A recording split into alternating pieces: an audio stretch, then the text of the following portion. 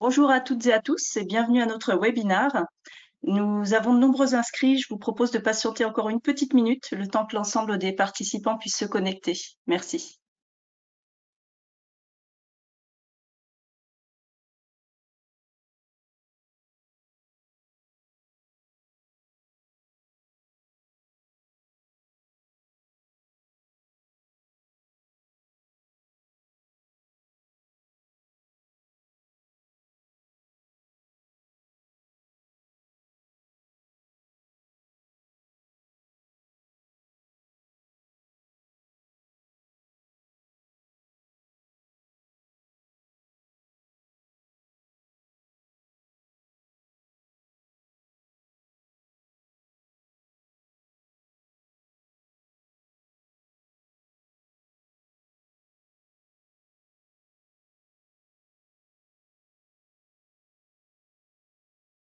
Bienvenue à ceux et celles qui nous rejoignent pour ce webinaire organisé par SCS avec la participation de Dinergy.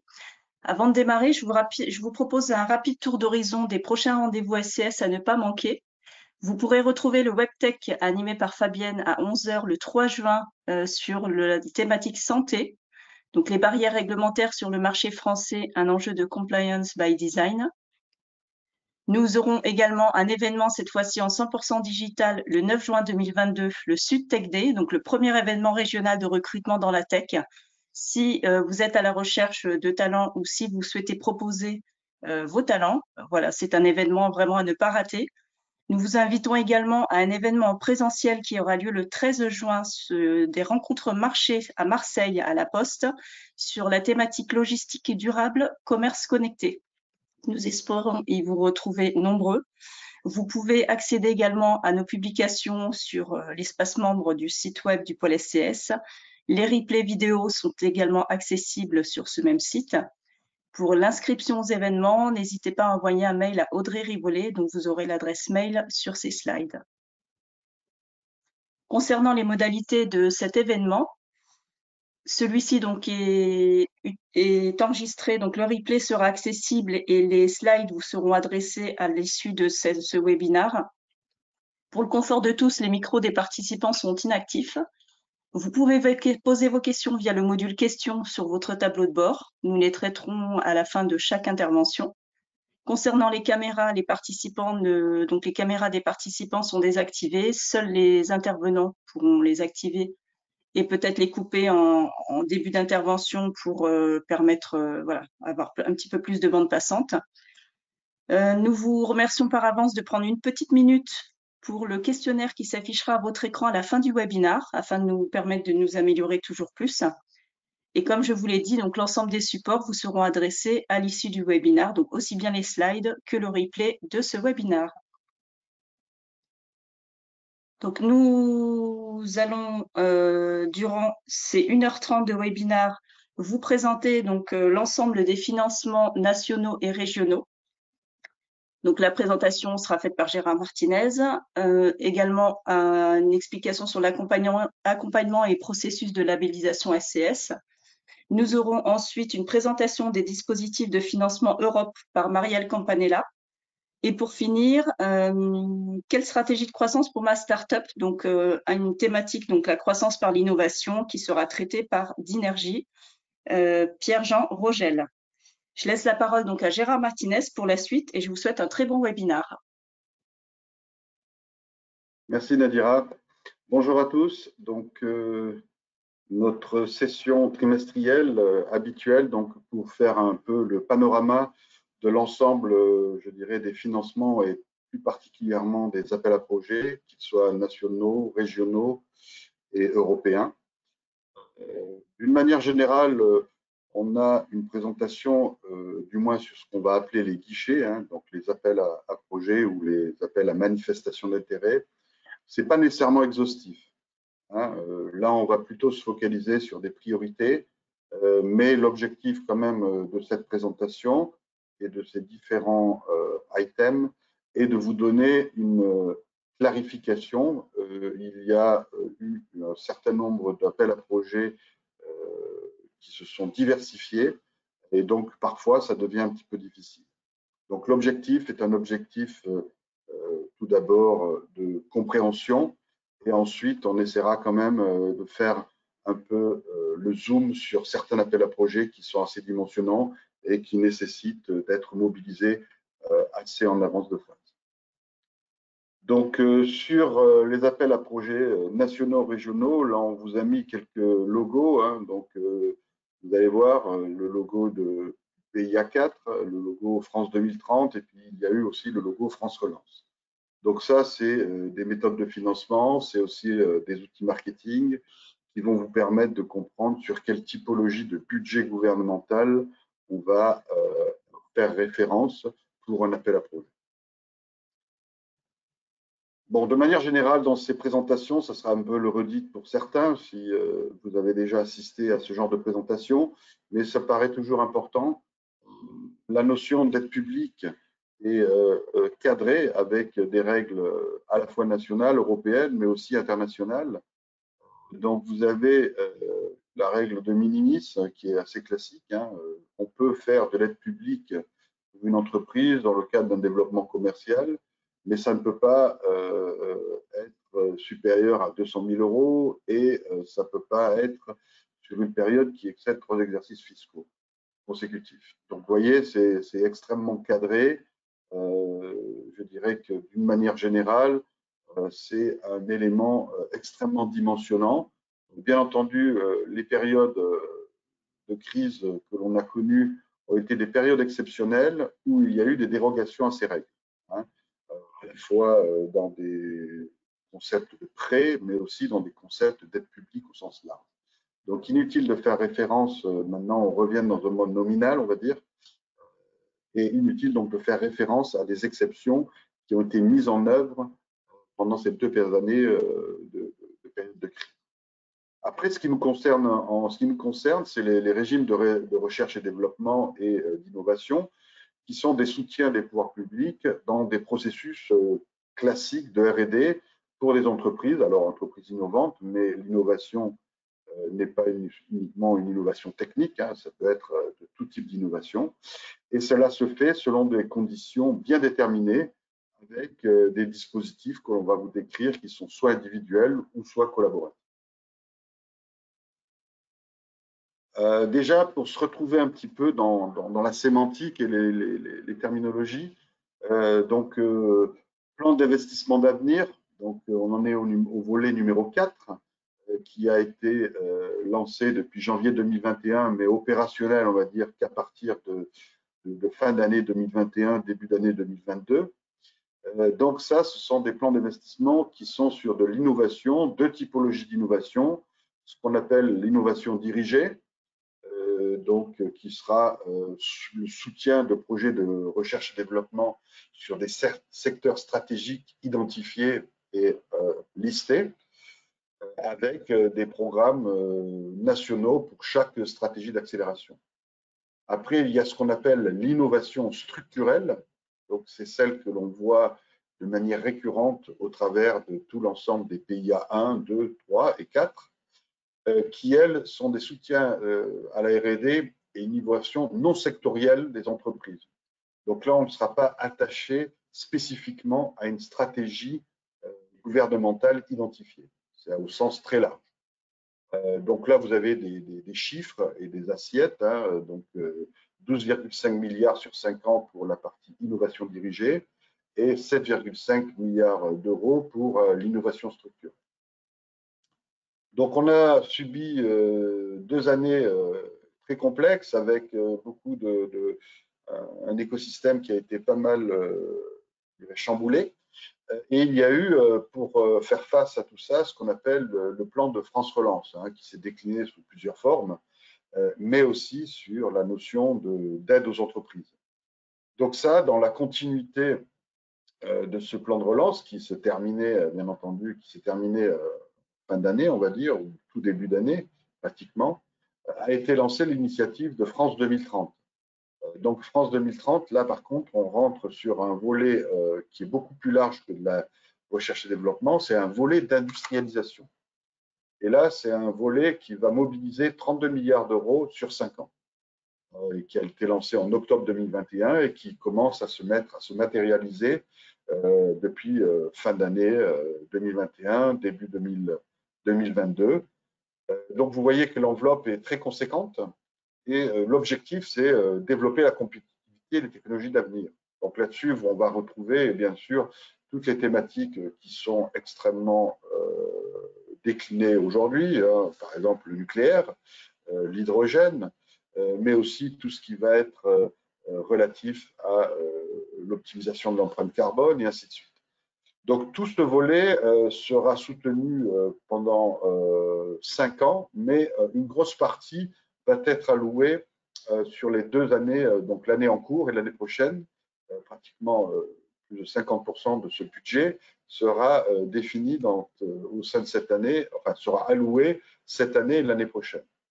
Alors bien entendu, tous ces budgets sont, comme l'a dit notre chef d'État, sanctuarisés. Ça veut dire que très souvent, on annonce des budgets, puis après, ils ne sont pas soit consommés, soit utilisés parce qu'ils sont redirigés sur d'autres problématiques. Là, il a été inscrit ces budgets, on va dire, dans le marbre, quelque part, et ils seront protégés et donc redistribués pendant cette période de 5 ans. Peut-être juste quand on parle donc de stratégie identifiée, voilà, vous avez, ça c'est disponible sur le site donc, gouvernemental et de la DGE.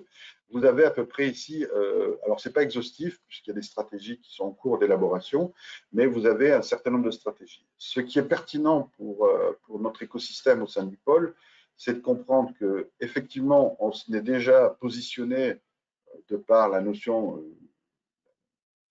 la typologie numérique du pôle, on est positionné sur l'innovation structurée, mais sur l'innovation dirigée, vous voyez qu'on va être à la fois sur des thématiques très bien identifiées, comme la cybersécurité, l'intelligence artificielle, technologie quantique, la 5G pour être le plus précis possible. Et puis après, le numérique est une partie extrêmement importante, donc on va le retrouver aussi en transverse dans d'autres thématiques. Si on prend par exemple les villes durables, les bâtiments innovants, bon, l'IoT est un élément extrêmement dimensionnant pour cette typologie de stratégie. Donc on va aussi se retrouver de manière indirecte dans pratiquement l'ensemble de ces stratégies. Alors qu'est-ce que ça veut dire? Ça veut dire que quelque part, vous avez 3 typologies de financement sur lesquelles on va être extrêmement actif pour scruter les appels à projets, les anticiper, voire être force de proposition quand ce sont d'abord des appels à manifestation d'intérêt. Maintenant, si je me retourne vers notre écosystème et les membres qui sont présents aujourd'hui, ce qui nous intéresse, c'est de savoir qu'est-ce que vous pouvez faire dans ces projets et qu'est-ce que ça peut vous apporter. Il faut savoir que ce qu'on appelle de l'aide publique, c'est soit de la subvention, soit de l'avance remboursable. Donc, c'est gérer votre croissance, vous aider dans l'accélération de votre feuille de route en termes de produits, de services ou d'offres. Et il est hyper important pour vous d'être à l'affût de ce genre d'appel à projet parce que, quelque part, ce sont vous allez le voir au travers des descriptifs des fiches de chaque appel à projet, ce sont des montants qui sont extrêmement significatifs, que vous soyez une start-up, une TPE, une PME, voire une ETI ou un grand groupe. Donc, quelque part, c'est un élément qui fait partie de votre stratégie de financement. Bien entendu, il y a un aspect aléatoire, donc ça ne peut pas être uniquement la seule source de financement, ça doit être au travers, vous allez le voir après, de votre stratégie propre, de fonds propres, d'aide publique, d'aide bancaire ou autre, mais c'est une partie extrêmement dimensionnée.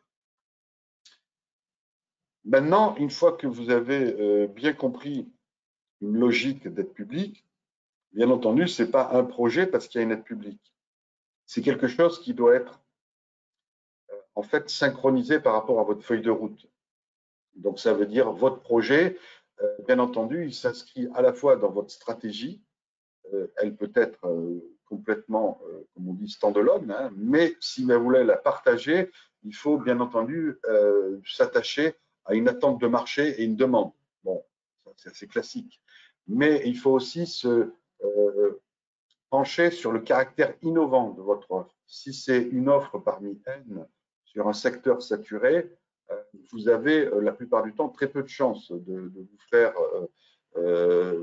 financer par de l'aide publique parce que ça n'est pas différenciant ou ça n'est pas stratégique dans l'aspect innovation.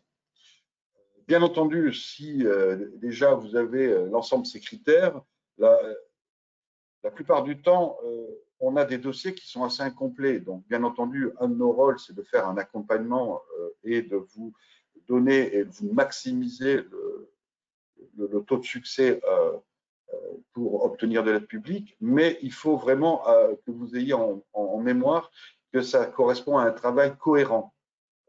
Quand j'entends du travail cohérent, c'est un travail cohérent par rapport à votre feuille de route, votre roadmap produit, service ou offre au sens large. Il faut aussi qu'il y ait une viabilité financière. Vous allez le voir après, si vous avez des difficultés, si vous êtes sous-capitalisé, si vos fonds propres ne sont pas à un bon niveau, l'aide publique ne couvre jamais 100% de ce que vous voulez faire. Ça va couvrir dans le meilleur des cas jusqu'à 50%, parfois 60%, ça dépend un petit peu des typologies des travaux. Mais ça veut dire que quelque part, il faut que vous soyez en mesure de montrer que vous avez un autofinancement qui permet justement de couvrir les 50% qui restent pour le financement de votre projet. Bien entendu, il y a toujours dans les critères de sélection, c'est quoi l'impact économique? Si on vous aide, finalement, qu'est-ce que ça va faire à la fin? Est-ce que ça va vous aider à développer votre chiffre d'affaires? Est-ce que quelque part, vous allez créer de la valeur et de l'emploi local, hein, que ce soit régional ou en France? Est-ce que vous êtes dans une filière stratégique? Bon, maintenant, aujourd'hui, si vous avez si vous mettez en œuvre un projet qui va avoir une empreinte carbone extrêmement négative, vous pouvez être sûr qu'aujourd'hui, vous n'aurez pas de bénéfice d'aide publique. Okay. Et puis le dernier point qui est la notion d'être labellisé par un pôle. Donc la labellisation d'un projet n'est plus un caractère obligatoire pour ne pas être discriminant. Toutefois, la labellisation d'un pôle, c'est à la fois un accompagnement et c'est en deuxième temps un aspect, un label qualitatif auprès de la DGE et des décideurs des projets. Ce qui est aussi extrêmement important en ce qui vous concerne, c'est de bien positionner votre. Quand on parle d'innovation, il y a ce qu'on appelle les TRL, donc c'est la chaîne d'innovation. Il faut savoir situer votre projet. Son T0 et puis le point d'arrivée. Donc, soit vous êtes sur déjà un projet, vous avez une expérimentation et vous avez fait la démonstration de la faisabilité, donc vous êtes plutôt sur un TRL 3, et puis vous voulez aller jusqu'à un système vraiment achevé, et vous allez sur un TRL 8. Bon, là, je prends une amplitude assez large, hein, mais ce qui est important, c'est de bien positionner votre projet sur cette chaîne d'innovation, parce que les appels à projets vont aussi être orientés par rapport à ces chaînes d'innovation, sachant qu'il y a certaines typologies d'appels à projets qui vont plutôt être vers le bas et une autre typologie d'appel à projets qui sera plutôt vers le haut. Et donc là, il vous faudra, c'est aussi un des critères de sélectivité des appels à projets qui sont le plus adaptés à votre recherche de financement et de public. Alors, je l'ai précisé, les points importants, c'est aussi la situation financière de l'entreprise. Il y a certains types d'appels à projets, on ne va pas le décrire aujourd'hui puisqu'il s'est terminé, qui s'appelle ILAB, qui est plutôt orienté sur des sociétés qui sont en cours de montage ou des sociétés qui ont moins de 2 ans, mais ça peut être des sociétés qui accumulent des pertes, hein, qui ne génèrent pas de chiffre d'affaires. Donc voilà, vous aurez aussi des appels à projets un peu spécifiques pour des sociétés en création ou des sociétés en conception de produits, de services, et donc des capitaux propres qui ont été impactés et un chiffre d'affaires qui n'existe pas. Bon, mais de manière générale, sur l'ensemble des appels à projets, il y a des points de vigilance à avoir. Bon, bien entendu, si on veut bénéficier d'aides publiques, les travaux et les dépenses doivent être locaux avec des employés sous contrat local. Donc ça, c'est une évidence, mais vous avez aussi la possibilité d'avoir de la sous-traitance dans vos projets. En général, elle est limitée à pas plus de 30%, mais si cette sous-traitance se fait à l'étranger, ce sera un élément éliminatoire. Bien entendu, vous êtes assez familier pour la plupart d'entre vous, mais toute la partie de votre projet qui n'est pas financée est toujours éligible au CIR, hein, donc au CIR ou au CI, hein, qui sont les mécanismes de crédit d'impôt, recherche ou innovation. C'est-à-dire que si vous avez un projet qui coûte 100, que vous avez bénéficié d'une aide publique de 50 sur votre projet, les 50 qui restent sont éligibles au CIR. Si vous êtes à 30% sur CIR, eh bien, vous avez à peu près presque 65 à 70% de votre projet dans la globalité qui est financé. C'est toujours non négligeable, mais il y a parfois des ambiguïtés. Par contre, vous ne pouvez pas avoir le CIR sur une partie qui est subventionnée, bien entendu. Il faut bien sûr montrer vos ressources et capacités financières pour exécuter et pour dépenser l'aide publique que vous allez recevoir. La règle de base, c'est que vous ne pouvez jamais dépasser 1 euro d'aide pour 1 euro de fonds propres. Donc, pour faire simple, vous êtes une société, vous avez 400 000 euros de fonds propres. À partir de là, vous êtes susceptible d'obtenir au maximum 400 000 euros d'aide publique. Voilà.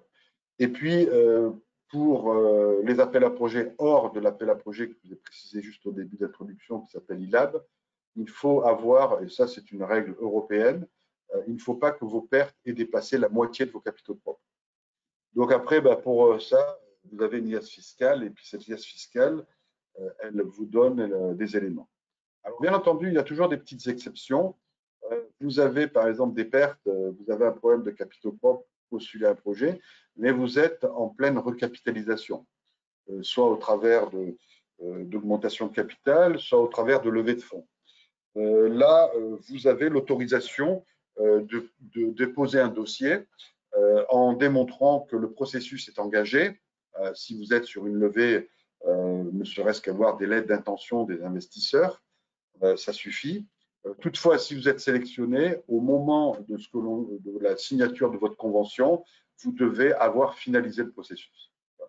Mais ce qui signifie que si vous avez, par exemple, un laps de temps entre le moment où vous déposez un dossier et finalement le moment où ce dossier sera sélectionné, on va dire, il se passe 3 mois, ben, en fait, vous avez les 3 mois pour finaliser l'opération que vous avez mis en œuvre, soit de levée de fonds, soit d'augmentation de capital.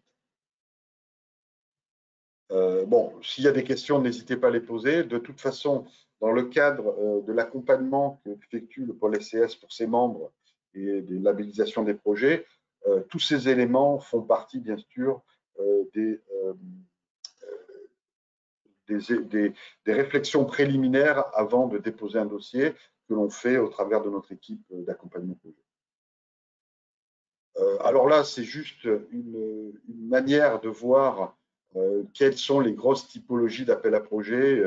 Bon, ben, c'est des terminologies que vous entendez, mais c'est juste pour montrer finalement comment ça se positionne sur une échelle de TRL et quelles sont les amplitudes de budget globaux, hein, donc ce qu'on appelle l'assiette projet global, de quoi on parle.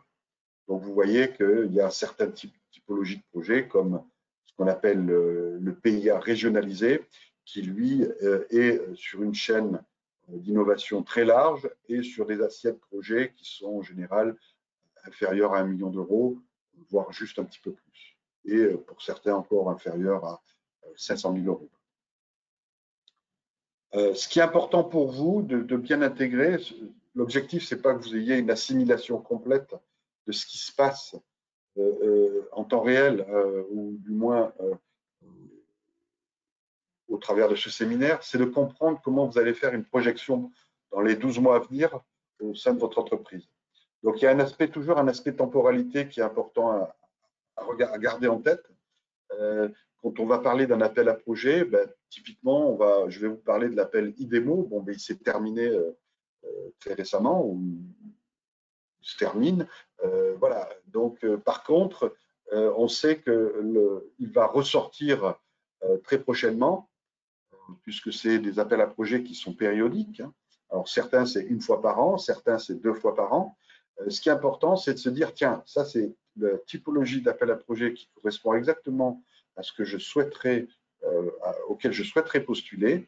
Et ce qui est important pour vous, c'est d'anticiper. Voir un appel à trop souvent, on a des dossiers qui arrivent en disant ben, l'appel à projet, c'est dans 15 jours, qui se termine. Oui, d'accord.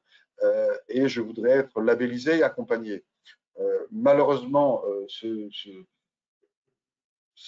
il y a des cas d'exception, bien entendu, que l'on peut prendre.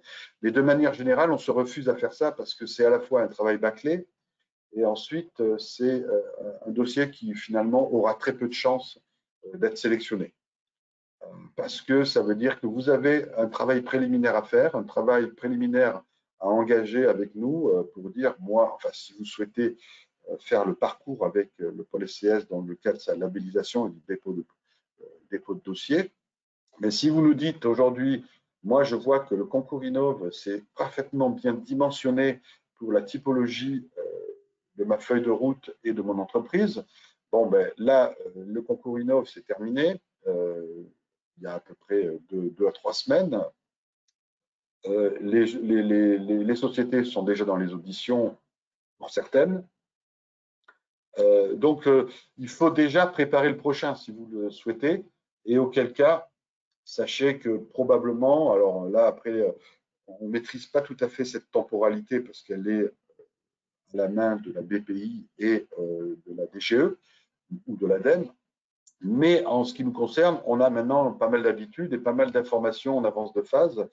On travaille en collaboration avec la DGE sur certaines élaborations d'appels à projets et on sait quand les appels à projets devraient sortir. Donc ça veut dire qu'il faut avoir ce travail préparatif. Et alors, soit vous êtes en monopartenaire, ça ne dépend que de vous, soit vous êtes en collaboratif, et là, ça demande encore un peu plus d'effort, puisqu'il y a tout un aspect coordination. Alors, je vais un petit peu accélérer. Là, ce qui était important, c'est de vous expliquer qu'il y a certains appels à projets, par contre, qui sont ouverts et on dépose au fil de l'eau. Donc là, c'est un petit peu en temps réel. Hein. Vous avez un projet, on fait l'accompagnement, on fait une labellisation, on dépose le projet et un certain nombre de semaines après, vous savez si vous êtes retenu ou pas. Typiquement, c'est l'appel à projet PIA 4 régionalisé, hein, qui permet d'avoir un dépôt au fil de l'eau. Mais vous avez aussi dans l'innovation dirigée, par exemple dans la stratégie d'accélération de l'intelligence artificielle, vous avez un appel à projet qui se clôture par exemple à la fin janvier et qui permet d'avoir ce qu'on appelle des relèves intermédiaires. Donc ça veut dire qu'à un moment donné,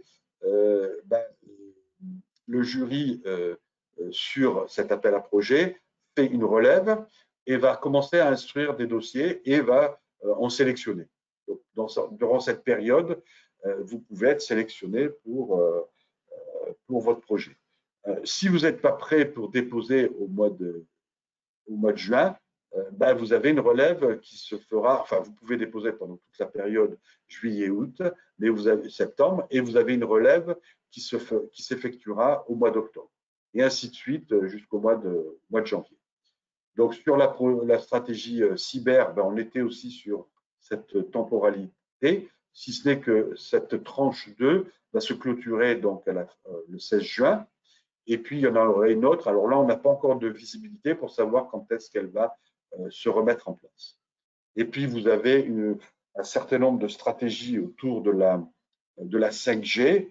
Il y en a une qui se termine là, très prochainement, début juin. Et puis il y en a une qui vient d'être ouverte depuis quelques semaines sur, par exemple, un appel à manifestation d'intérêt pour faire des Fab Labs 5G industriels, sur lequel le pôle SCS a travaillé avec d'autres partenaires pour être lui-même. Vous voyez, nous-mêmes, on peut être aussi partie prenante d'une certaine typologie d'appel à projet.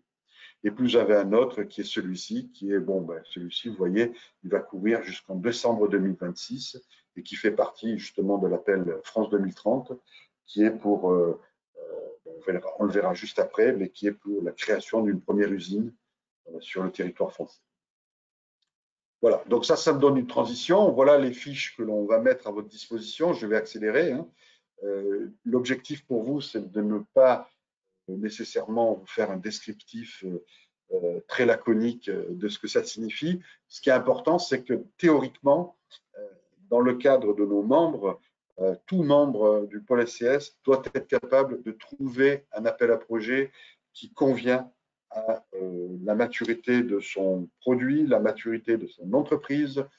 Si vous êtes aujourd'hui une société qui a pensé à relocaliser une partie de sa production, ben voilà, vous avez aujourd'hui un appel à projet première usine qui est très orienté PME, qui n'est pas du tout orienté pour les grands groupes, hein, et qui va vous permettre d'avoir un taux d'aide avec de 20 à 30%. Bon, là, on n'a pas une intensité de 50%, mais déjà de 20 à 30% pour financer un projet de création d'unités de production industrielle. Alors, ce n'est pas uniquement des machines-outils ou autres, hein, une unité de production industrielle. Si vous savez, là, il y a assez de latitude pour parler, pour vérifier de ce que c'est qu'une unité de production. Ça peut être une partie de votre processus et pas nécessairement tout le processus. Là, on peut penser à certaines sociétés qui travaillent au niveau de l'électronique où il y a certaines phases de personnalisation de composants ou je dirais de finalisation de cartes électroniques qui peuvent s'effectuer en France ou sur le territoire même régional, et auquel cas ça peut avoir du sens de dire j'ai la masse critique et je peux aujourd'hui relocaliser avec tout ce qui s'est passé ces dernières années. C'est une priorité aujourd'hui, c'est d'essayer de développer des solutions de plus en plus souveraines, pas uniquement d'un point de vue R&D, mais aussi d'un point de vue industriel. Bien entendu, alors là, je rajoute un élément qui est assez important. Tous les projets qui vont créer un préjudice important sur l'environnement seront exclus. Donc là, il y a une grosse vigilance sur les projets. Donc, tout ce qui sera empreinte carbone et autres. Bien entendu, dans le secteur du numérique, c'est toujours un petit peu complexe. Mais ça veut dire qu'il faut essayer de démontrer déjà qu'on est au moins neutre par rapport à de l'existant et, si possible, être positif dans l'optimisation de l'empreinte carbone.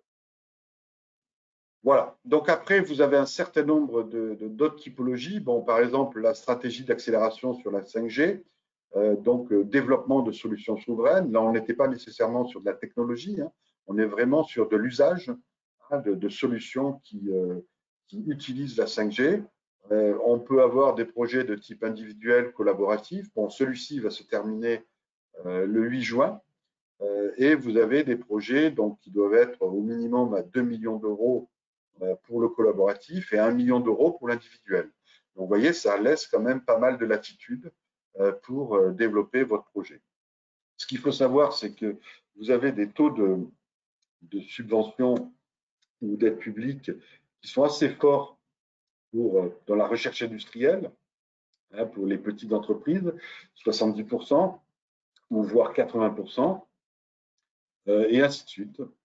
Et même pour les grands groupes, on peut être de 50 à 40%, ce qui est quand même toujours beaucoup plus intéressant que le CIR, et comme je vous l'ai dit, qui est toujours sur la partie non financée, qui est toujours finançable par les CIR. Toujours le même aspect, la notion de labellisation, qui est bien sûr optionnelle, mais qui donne un bonus qualitatif dans l'instruction des dossiers par rapport à la labellisation, à la reconnaissance de la labellisation, soit par la DGE, la BPI ou l'ADEME. Pareil, donc, dans l'innovation sur les axes stratégiques que je vous ai décrits précédemment, hein, donc la maturation technologique de démonstration de solutions d'intelligence artificielle embarquée. Donc, on parle beaucoup de Edge IA, par exemple. Donc, tout ce qui est la délocalisation d'intelligence artificielle qui était plutôt orientée cloud et qui aujourd'hui va être soit hybride, soit délocalisée sur des composants, des systèmes autonomes. Bon, ben voilà, c'est cette typologie de projet qui est extrêmement bien ciblée par rapport à des sociétés, soit qui sont en cours d'élaboration, soit qui ont déjà élaboré et qui sont soit sur l'innovation incrémentale, soit sur un petit peu disruptive par moment, et ainsi de suite. Et là, pareil, on peut être sur du collaboratif ou du monopartenaire avec des budgets qui sont là, par contre, assez conséquents parce que, bon, c'est probablement des projets qui sont sérieux dès l'instant où ils sont bien dimensionnés au niveau capitalistique. Donc, de manière individuelle, des projets qui sont de l'ordre de 2 millions d'euros ou 4 millions d'euros sur des durées, bien sûr, qui sont de 1 à 3 ans. Donc, 2 millions d'euros sur 3 ans, c'est assez cohérent par rapport à une feuille de route qui a plusieurs versions d'un produit et qui entretient une équipe de R&D pendant cette période. Vous avez aussi, et ce n'était pas dans l'aspect temporalité de tout à l'heure, mais donc le pôle SCS a une convention donc avec la DGA et on est aussi reconnu pour labelliser des projets qui sont des projets de type rapide. Alors, il y en a beaucoup plus maintenant parce qu'il y a un guichet et on aura une session un petit peu particulière pour que ce soit présenté à nos membres, à la fois et qu'on partagera probablement avec d'autres pôles de compétitivité sur les nouveaux guichets qui sont disponibles au niveau de l'Agence d'innovation défense. Mais là, le projet rapide est un projet, le programme rapide est un programme qui est très bien connu par nos membres, qui sont des programmes où on a des technologies duales, c'est-à-dire des technologies qui ont fort intérêt dans le militaire ou la défense au sens large, mais aussi dans le civil. Et donc là, vous avez des budgets pouvant aller de 500 € à 4 millions, avec des taux d'aide extrêmement intéressants, et sur des périodes de 18 à 36 mois. Et là, par contre, on peut déposer des projets au fil de l'eau. Alors, des projets extrêmement… Alors, celui-ci est terminé, hein, donc il s'est terminé le 3 mai, mais c'est, je dirais, un appel à projet qui est extrêmement bien connu, qui s'appelait FUI, PSPC, et qui aujourd'hui s'appelle IDEMO. Donc, je ne vais pas rentrer dans le détail, puisqu'on le répète à chaque présentation et webinaire, mais par contre, c'est un projet collaboratif extrêmement important de par son historique, mais aussi de par l'aspect collaboratif. Mais maintenant, on peut être aussi en monopartenaire, ce qui est une nouveauté et qui va permettre aussi d'avoir des projets extrêmement importants uniquement de manière monopartenaire. Par contre, on est sur des assiettes projets qui sont supérieures à 2 millions d'euros ou 4 millions d'euros pour le collaboratif. Et ce qui est important, c'est que vous avez le pendant de ce IDEMO qui s'appelait, enfin pour l'instant, il n'a pas un démo, mais il s'appellera probablement IDEMO Région, qui s'appelait PSPC Région. C'est la même chose, si ce n'est que vous avez des projets qui sont plutôt de 1 million d'euros à 4 millions d'euros. Voilà, donc c'est pour pallier, pour être en dessous de ces assiettes projets. Et ce sont des projets, bien entendu, collaboratifs de manière générale, qui peuvent être aussi collaboratifs d'un point de vue régional.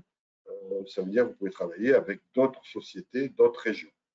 La particularité de IDEMO Région, c'est que l'aide publique qui est fournie, pour 1 € d'aide publique, il y a, enfin, pour 100 d'aides publiques, il y aura 50 qui viennent de la région, qui sont financées par les régions, et 50 qui sont financées par l'État.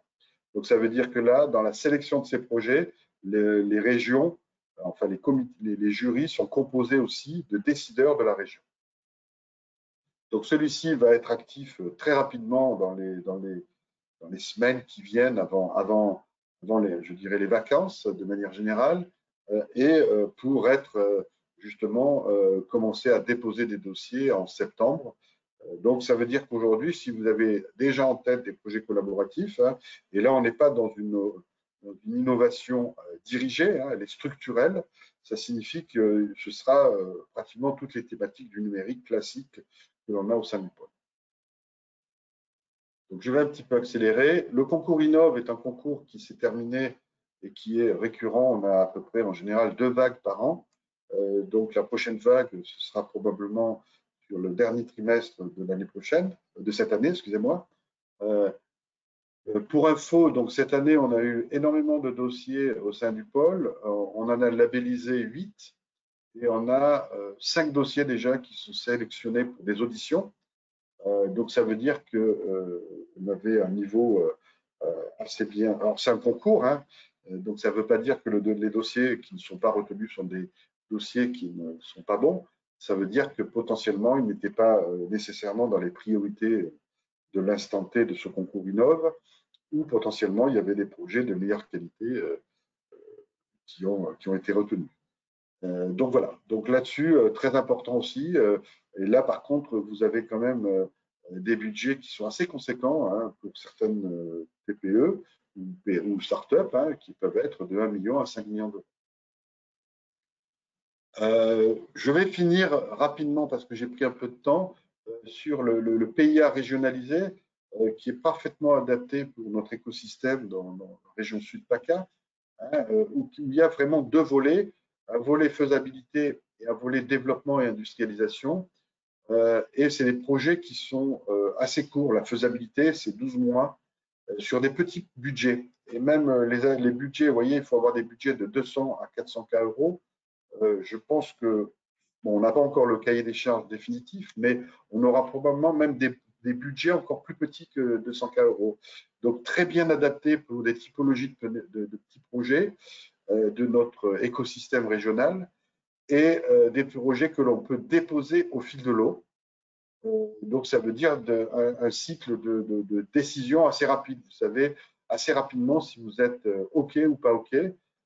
Et en plus, avec une particularité, c'est que même si, par exemple, vous déposez votre projet et que le projet est sélectionné, on va dire 8 ou 10 semaines plus tard, tous les travaux que vous avez engagés qui sont dans le cadre de ce projet pendant la période sont déjà éligibles. C'est-à-dire que vous dites, de toute façon, moi, mon projet, je le fais. Si j'ai l'aide, c'est tant mieux. Si j'ai pas l'aide, ça me prendra un peu plus de temps. Je ne pourrai pas embaucher ou je ne pourrai pas accélérer mon développement comme je l'aurais souhaité, mais je vais quand même le faire.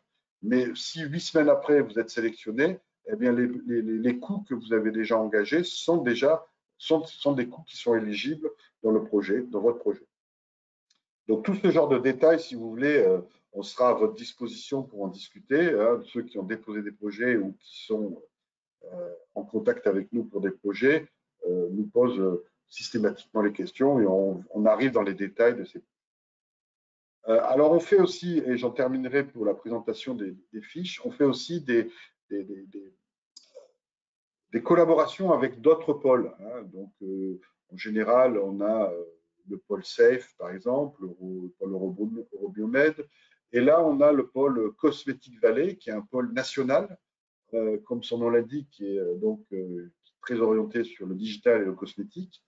Mais voilà, quand vous regardez l'appel à manifestation d'intérêt, donc c'est un peu l'équivalent de l'appel à projet, vous voyez que c'est la mise à disposition de technologies digitales, et là vous allez retrouver tous les mots-clés, ou toute partie des mots-clés de notre écosystème, pour des enjeux de la filière. Donc voilà, donc là on fait des collaborations croisées avec d'autres pôles pour inciter pour accompagner et inciter nos membres à candidater. Alors, bien entendu, c'est des appels à projets, je dirais pas confidentiels, mais extrêmement dirigés et pour lesquels parfois vous n'avez aucune idée de ce que vous pouvez faire, mais il suffit que vous ayez un module d'intelligence artificielle qui permet de faire de l'aide à la décision pour de la performance biologique. Finalement, tac, vous êtes parfaitement en ligne sur le cheminement et les critères de cet appel à projet. Voilà, donc là, bien entendu, on essaye d'être au maximum proactif et de faire ce qu'on appelle des pushs. Mais bon, vous recevez beaucoup de mails, donc parfois ça passe au travers. Ceci étant, on tient à jour toutes ces possibilités dans notre site web, sur notre site web, et vous pouvez à tout moment le consulter pour regarder ce qui se passe, ou vous pouvez aussi nous solliciter. On fait aussi voilà, avec des industriels. Hein. Donc là, par exemple, en collaboration avec le pôle SAFE, donc, qui est un pôle de compétitivité orienté aéronautique, et Airbus Hélicoptère, bon, ben voilà, on s'associe et on mobilise notre écosystème pour faire des présentations de solutions. Donc là, c'est un industriel qui va sélectionner ou qui va identifier des technologies qui sont intéressantes, soit dans son process industriel, soit dans ses produits, et ainsi de suite. Et puis, pour terminer cette présentation, au-delà de la notion d'aide publique, vous avez toutes les aides BPI. Donc, la plupart d'entre vous, vous connaissez très bien la BPI. Donc, c'est une banque d'investissement hein, pour l'innovation qui est donc sur des fonds d'État principalement. Et donc là, vous avez tout un portfolio, on ne va pas le décrire, hein, mais il est important pour vous aussi, dans le cadre de votre financement, de bien vous tenir au courant de toutes les capacités d'aide dont vous pouvez bénéficier sous forme de prêts d'amorçage, sous forme d'investissement en fonds propres directs dans votre entreprise, sous forme de prêts, et ainsi de suite avec donc toute la gestion du risque et l'accompagnement au développement dont vous avez besoin. Donc là-dessus, le pôle est bien entendu en liaison constante avec la BPI, que ce soit au niveau national, mais aussi au niveau local.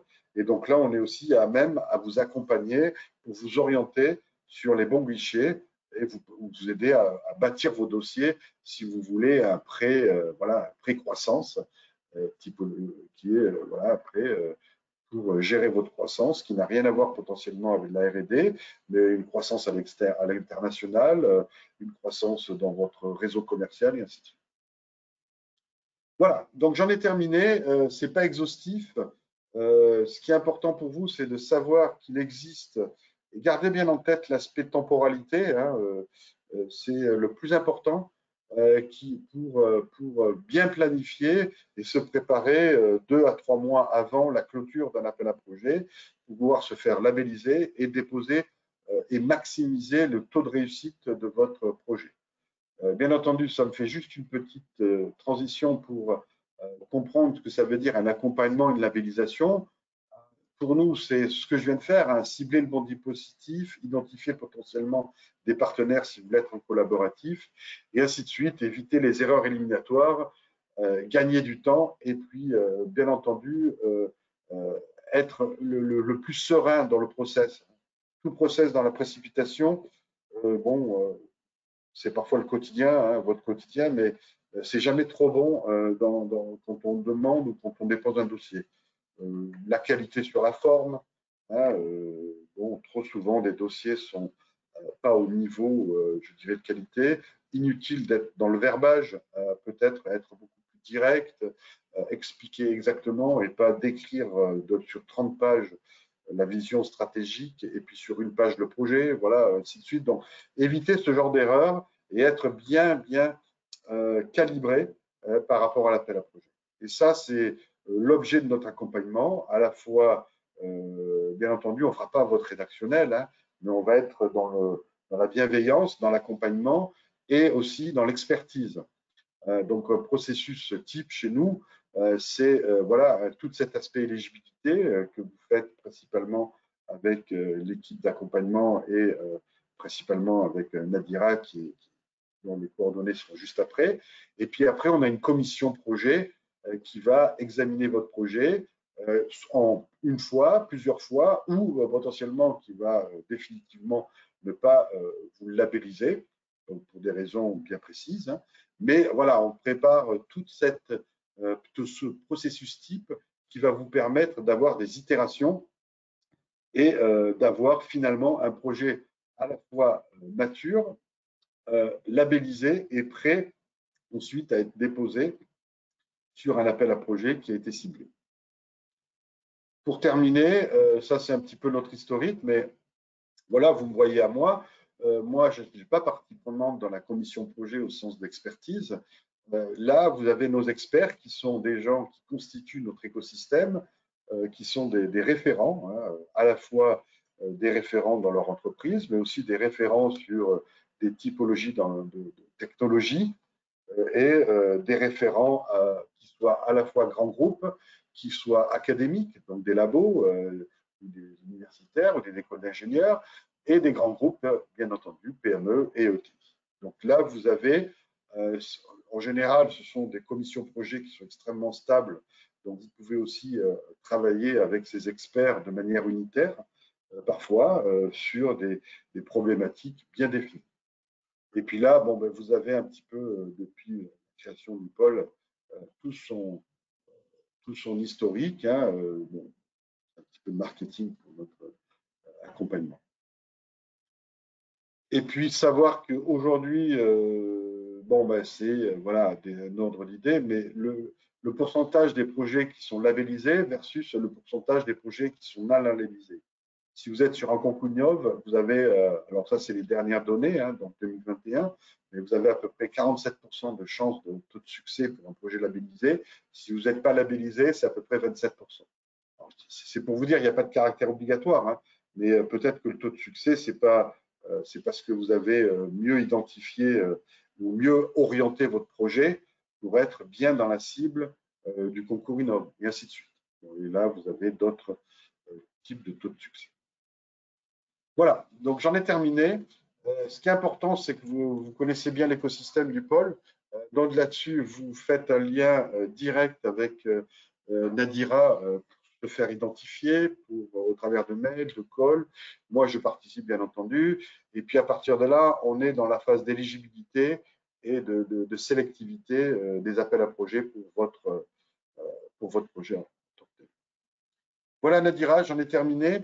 On peut passer sur quelques questions-réponses s'il y en a. Je ne sais pas, je n'ai pas la Merci. visibilité. Merci Gérard. Alors pour l'instant, nous n'avons pas de questions, juste une question d'ordre plutôt général, mais j'y ai répondu en direct auprès de la personne. Donc pour savoir où retrouver la liste de ces appels à projets. Donc vous recevrez ces slides par mail, mais vous pouvez également avoir un update sur notre site web, donc qui est tenu vraiment à jour, et vous verrez un petit peu tous les appels à projets qui sortent. Je propose de passer sur la partie appel à projet Europe et nous referons un petit tour d'horizon s'il y a des questions un petit peu plus tard à ce moment-là. Oui, et je vous rends la map de l'écran, là, je pense, c'est ça? Alors, je donne la main donc désormais à Marielle Campanella qui va nous parler de la partie financement côté Europe. Marielle, c'est à Oui, je toi. vais partager mon écran. C'est Je pense parfait. que tout est bon, ça marche très bien. Tout est OK. Merci. Oui, donc bonjour à tous et à toutes. Merci beaucoup Nadira. Comme à l'accoutumée, on va vous faire un petit panorama des appels à projets européens qui sont actuellement en cours. En guise d'introduction, voilà, je voulais vous rappeler actuellement l'initiative qu'il y a au niveau national qui s'appelle le Joli Mois de l'Europe en France et qui a pour objectif de promouvoir les différentes actions européennes au niveau national. Et donc, le pôle SCS a décidé de soutenir cette initiative en publiant des news régulières tout au long du mois de mai sur les diverses actions au niveau européen que nous menons au bénéfice de notre écosystème. Donc, concrètement, une première news a été publiée en début de mois sur le support à l'internationalisation et une deuxième récemment sur les financements européens d'innovation, c'est-à-dire les éléments dont je vais vous présenter plus en détail quelques appels à projets. Et deux autres news sont prévues au cours du mois de mai sur d'autres sujets à l'Europe. Donc, je vous invite à consulter notre site web où vous pourrez voir tous ces éléments-là. Introduction faite, donc voici les éléments que nous allons aborder aujourd'hui. Comme à l'accoutumée, donc une revue des appels de financement en cascade qui sont actuellement ouverts. Quelques éléments ensuite sur les appels numériques et sécurité au niveau du programme Horizon Europe. Quelques points sur d'autres appels européens, notamment au sein de l'EIC et du programme Eureka Eurostar. Je vous rappellerai ensuite l'accompagnement qu'il existe au sein du pôle SCS pour nos adhérents. Et ensuite, nous terminerons avec quelques points sur un nouveau dispositif auquel le pôle SCS est associé, qui s'appelle le dispositif Cluster Exchange pour le financement de missions internationales. Donc tout d'abord concernant le financement en cascade, donc c'est une revue que l'on fait régulièrement puisque c'est un dispositif de financement qui est adapté pour les petites structures. Donc le financement en cascade en fait est un dispositif de financement européen qui est géré non pas en direct par la Commission européenne, mais par des projets intermédiaires qui sont eux-mêmes sélectionnés par la Commission européenne. Donc l'idée générale est de déléguer le financement vers ces entités pour une prise en charge plus agile. Donc, ça signifie que des structures volontaires dont les pôles peuvent faire partie, ça nous arrive nous-mêmes de gérer ce type d'appel, par exemple via les projets IoT for Industry ou Security, dont vous avez peut-être déjà entendu parler au sein du pôle SCS. Donc ce type d'entités répondent à des appels à projets en consortium et sont financés sous la forme d'un projet classique. Et une partie du budget de ce projet est redistribuée dans le cadre de nouveaux appels gérés directement par le projet. Et donc, ces appels permettent donc le financement d'actions ciblées, généralement vers les PME, pour du soutien à l'innovation, donc du soutien par subvention par exemple, et un accompagnement financier par ce redistribution de financement vers des projets spécifiques qui sont déposés dans le cadre d'appels à projets gérés par ces projets de façon globale. Donc, le consortium qui a en charge le projet principal gère entièrement ces nouveaux appels à projets en cascade. Donc, chaque appel à projet est indépendant et géré directement par le projet qui les anime. Donc, ces appels qu'on appelle open call sont publiés en général sur les propres sites web de chaque projet et également sur le portail de la Commission européenne. Vous trouverez le lien ici. Pour ceux qui sont habitués à ça, petite indication, le lien a changé récemment. Vous le trouverez dans les slides. Ces appels à projets sont en général ouverts pendant une durée de 2 mois, voire 3 mois. Et les dossiers de candidature sont généralement légers, de 5 à 15 pages en anglais. Les appels à projets peuvent être soit individuels, soit de façon collaborative en consortium. Et les évaluations sont gérées par les équipes projets en général, avec l'aide d'experts indépendants. Les projets financés sont en général courts, de l'ordre de 6 à 18 mois, avec bien souvent un financement sous forme de subventions forfaitaires, ce qu'on appelle le lump sum. Et les aspects contractuels sont gérés non pas avec la Commission européenne, mais avec un des partenaires du consortium d'où provient ce financement. Naturellement, le double financement est interdit comme dans tout projet européen, donc il ne faut pas avoir un autre financement par quelque guichet que ce soit pour le même type d'activité. Et là, il est vraiment important de lire à chaque fois les procédures spécifiques de chaque appel à projet, puisque chaque appel en cascade funding peut avoir ses propres caractéristiques en termes d'éligibilité, du montant de subventionnement, des modes de candidature. Donc, n'hésitez pas à vous rapprocher des partenaires des projets en question afin d'avoir des éclaircissements lorsque cela est nécessaire. Donc, à notre niveau, nous faisons régulièrement le relais de ces appels à projets. Donc, n'hésitez pas à revenir vers nous lorsque vous avez besoin d'éclaircissements sur cela. Donc, voici sur trois slides, je crois, les appels à projets que nous avons identifiés. Donc, pour rappel, SCS n'est pas impliqué directement dans ces open calls. Nous faisons le relais d'appels établis par d'autres entités. Mais nous avons éventuellement des moyens pour contacter les partenaires qui sont derrière ces appels-là.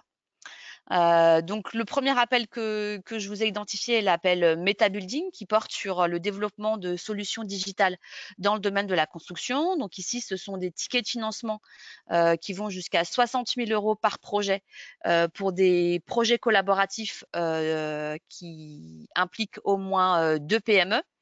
Donc, à la fois pour le développement de projets technologiques dans le domaine de la construction ou bien pour la démonstration de solutions innovantes déjà développées. Et vous voyez ici les thèmes sous-jacents. L'appel se clôt très prochainement, le 25 mai. Vous trouverez plus d'informations sur le site web que je vous ai identifié ici. Un deuxième appel, donc c'est un appel lié par les projets Bonzap et Stair Highway sur le domaine de l'intelligence artificielle. Et ici, c'est un appel à experts en IA pour des prestations d'accompagnement ponctuelles auprès de PME dites low-tech, donc qui ne sont pas familières avec des solutions IA, mais qui cherchent à faire appel à des experts pour pouvoir développer de telles solutions dans leurs produits ou dans leurs services. Les candidatures se font au fil de l'eau avec une date de relève prochaine là au 31 mai. Et l'idée est que ces experts obtiennent jusqu'à 30 000 € par accompagnement, sachant que les entreprises à accompagner sont elles-mêmes fournies par les projets Bonzap et les projets Stair Highway. Ensuite, un certain nombre d'appels dans le domaine, cette fois-ci, de l'industrie manufacturière. Voilà, c'est un petit peu le sujet du moment pour ce trimestre. Donc, le projet DigitBrain porte sur la création de jumeaux numériques dans le domaine industriel. Donc, l'appel est ouvert à la fois aux industriels et aux fournisseurs de technologies numériques dans le domaine de l'edge computing, du cloud, du calcul haute performance, de la simulation, du machine learning, etc. Donc l'appel est ouvert à des consortiums d'au moins 2 partenaires PME ou ETI, avec un industriel du domaine manufacturier qui sera le porteur d'un cas d'usage et un partenaire technique dans le domaine du logiciel, de l'ingénierie ou du calcul à haute performance. Donc c'est une subvention d'un petit peu moins de 100 000 euros par projet, avec un plafond de 60 000 euros par partenaire et une deadline au 31 mai. Ensuite, par ordre chronologique, donc on trouve l'appel NGI Assure qu'on a déjà identifié à plusieurs reprises, ce sont des appels récurrents dans le domaine de l'Internet résilient, fiable et ouvert, sans restriction particulière au niveau de la typologie des participants. Ici, on est sur un subventionnement jusqu'à 200 000 euros sur des thèmes liés au logiciel libre, au matériel libre, la cryptographie, la standardisation et les preuves logiques liées aux applications Internet. Le financement irait vers des actions de recherche scientifique, de développement logiciel open source, de validation technique, d'ingénierie logicielle, etc. avec donc une deadline au 1er juin. Revenons ensuite au thème numérique et industrie avec l'appel Better Factory, donc qui va soutenir la collaboration entre des PME offreuses de solutions numériques, des PME ou des ETI du domaine industriel manufacturier et des designers en vue de mettre en place des projets d'expérimentation de technologies qui permettent l'optimisation de ressources manufacturières, l'automatisation des processus de production et de logistique et la robotique. Donc la première étape actuellement est l'appel à candidature individuelle en vue de former des consortiums ensuite en septembre pour permettre à ces consortiums d'avoir un financement jusqu'à 200 000 euros par projet. Donc, vous n'avez pas besoin pour l'instant de trouver un partenaire. L'étape de matchmaking se fera en deuxième étape. Et là, on est uniquement sur la partie candidature individuelle sur ces trois types d'acteurs. Toujours dans le domaine manufacturier industriel, l'appel DIH World qui vise à financer des expérimentations en digitalisation avec au moins une PME et un DIH. Donc un DIH, c'est ce qu'on appelle un Digital Innovation Hub, donc un pôle d'innovation numérique. Et SCS est référencé officiellement comme un DIH opérationnel auprès de la Commission européenne. Donc SCS peut éventuellement participer avec vous au sein de cet appel comme partenaire. Les secteurs industriels sont les suivants, donc textile, logistique, mobilité, plasturgie, électricité et optique. Et vous voyez ici la liste assez longue des technologies. On y trouve les thèmes IoT, IA, systèmes cyberphysiques, voilà, qui sont propres à SCS. Et les financements vont jusqu'à 95 000 euros par projet pour un financement à 70% des dépenses pour les entités à but lucratif. Donc une deadline au 28 juin. Ensuite, l'appel Mind for Machine, alors qui rappelle un peu l'appel IoT for Industry pour ceux qui ont pu connaître ça dans les appels que SCS menait. Donc, il porte sur l'industrie 4.0 et l'IoT, l'IA, la robotique, la blockchain, le cloud et la cybersécurité. Donc, on est sur 9 challenges industriels que vous pouvez voir listés ici. Et sur 10 technologies clés avec 2 types de financement. Un financement de support à l'innovation pour des projets de type démonstrateur avec des TRL qui vont de jusqu'à 5 à 7. Donc, c'est 120 000 euros en subventionnement par projet, 60 000 euros max par PME. Et après, un financement en go-to-market, donc accompagnement sur le déploiement marché. Et donc ici, c'est 60 000 euros par projet, 30 000 euros maximum par PME. Donc on est sur des projets collaboratifs avec au moins une PME qui représente le volet technologique digital et une PME pour un partenaire industriel, PME ou non PME. Donc là, l'appel à projet se clôt le 26 juin avec de nombreux événements qui sont organisés par l'appel Mind for Machine que vous retrouvez sur le site web.